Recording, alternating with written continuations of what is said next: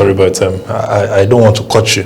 However, it is a big concern for me. I want to take you back history lane, and then maybe from there we'll now come forward. Over the years, from 1999, let's even get to that point, till sometime before the kidnap of the Chibok girls in 2014, did we have security issues? If not, where did we now get it wrong? What happened? What changed the Nigerian security system? What caused us to now become vulnerable to become vulnerable to security generally? Yeah, fantastic. You are a security expert, yes. so fantastic question you have asked. You see, the major security issues confronting Nigeria today, how many are they? Kidnapping, especially for ransom, banditry activities, terrorism, and all that. All started in this Fourth Republic, 1999 to date. Go and look at it. When did terrorism start? 2006. When did banditry, when did the government name this group of armed criminals, bandits? It was during the immediate past government of Muhammadu Buhari. Kidnapping started when? Around 2006. So, before now, there were insecurity issues. But unfortunately for us, under this democracy, we have decided to politicize it. Leaders have decided to politicize it. There are a lot of people in different sectors, be it at the executive, be it at the legislature, even in the security institutions, are all making money from it. So they have politicized it. When we have had instances where you hear that they are our brothers. So if our brothers do what is wrong, there is need for us to forgive them. And people who make such comments are in government. They are in government. Haven't you seen instances where they tell us that based on the international law, a criminal that has killed citizens of this country, innocent citizens that go about their lawful businesses, that when they come out and surrender, international law permits us to admit them back into the society. Now you are pampering these criminal elements. They have made them go through processes of rehabilitation. You have empowered them at the end of the day, and through skills and all that, neglecting the victims. Victims are either in IDP camps or somewhere languishing in pain. Tell us something about this ideology of amnesty and reintegration. Let us know the weakness this has actually brought. Because from what you're saying, it looks as though there is some weakness it has brought even more than the gains. Absolutely. When we talk about amnesty, I think we try to miss the narrative. Amnesty was granted in the South. Yes. When was his late Musa Yar'Adua was president. Of course, you are aware that then in the South, there was an agitation. It was an agitation. Yes. There was this complete neglect on the part of government. They were being confronted with some environmental degradation. Exactly, based on the oil that the companies and Nigerian NPC are going to explore from there. So they were trying to see how to draw the attention of government, to the challenges bedeviling them around their region. So in that region, they called it amnesty. So in this other part? No, in this other part, the Operation Safe Corridor that the headquarters is in Gombe at the moment, they are saying that it's based on the international law.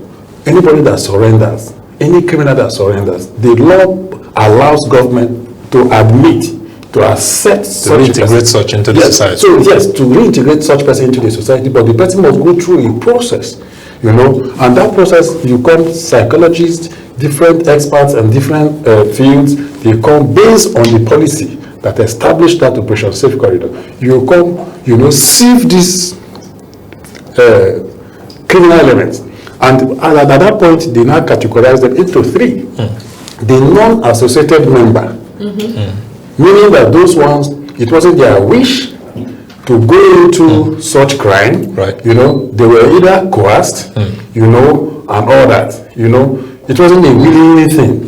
They were categorized under that non-associated member. Then they have the low risk, then you have the high risk. According to what they told me when I went to carry out some research there, The high risk are the ones that have killed, and done all that catastrophe in those communities. Those ones, they have handed them over to the Attorney General of the Federation for prosecution.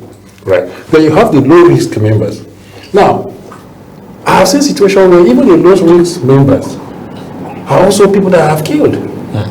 They have killed, and you are saying that because I have attended interviews where I saw on television where a former advisor to a commander who also participated in killing Nigerians was lamenting that the government, what the federal government promised them, it had not been. I also saw that. So what are we saying? Meanwhile, we have the Terrorism Prohibition and Prevention Act that has been going through processes of amendment and order. There are punishments contained in that act.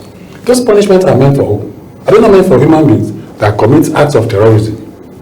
Now you are telling us that some of them can go scot-free, based on the rate of their participation. But meanwhile, in that Terrorism Prohibition and Prevention Act, a section says that in the event where 3 of us, for instance, sit and have a conversation around carrying out acts of terrorism without necessarily carrying out the act. Right. For mere having that conversation, the minimum jail term is 20 years.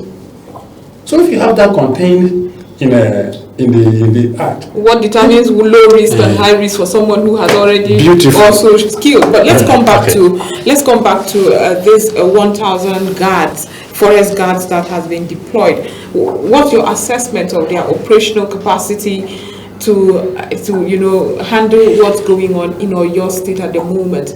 And it annoys me that when I hear the narrative behind it, it is not we are bringing efforts to rescue these children. Right. It was more like to ensure the safety of the people in Oyo State. That urgency to bring these children home, it seems like it's just within this studio, unfortunately.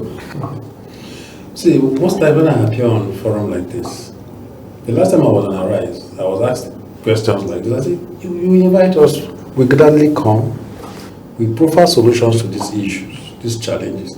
But who hears us? Who takes this message to the people that needs to hear us? The government, the relevant institutions that are tasked with carrying out these solutions that we profile. It's not that they don't know. Because when we begin to talk about solutions, I will definitely talk about the use of technology and some other things that I will mention here. Is it that they don't know that they need technology? Now, I'm an advocate of local policing, whether we like it or not. Crime is local. This crime, I said, it happens most times in our rural and semi-rural communities. If you go there, you don't see a policeman. Even if you see a policeman, you see him with an ordinary baton. And these guys come with sophisticated arms and ammunition. Who confronts them? Now, the idea of forest guard, for me, is a fantastic policy. Right. But the implementation of the policy is a snail speed one. I don't know if you understand. Snail speed. They are taking their time. Meanwhile, these criminals are not waiting. Criminals are not waiting. Criminals are aware that they are training forest guards. Absolutely. Because if you go to the news, it's there. Whatever we are doing to see how to get at these criminals. They are doing twice. They are watching us. The information is there in the media. If a general is moving from point A location to point B, it's on the media.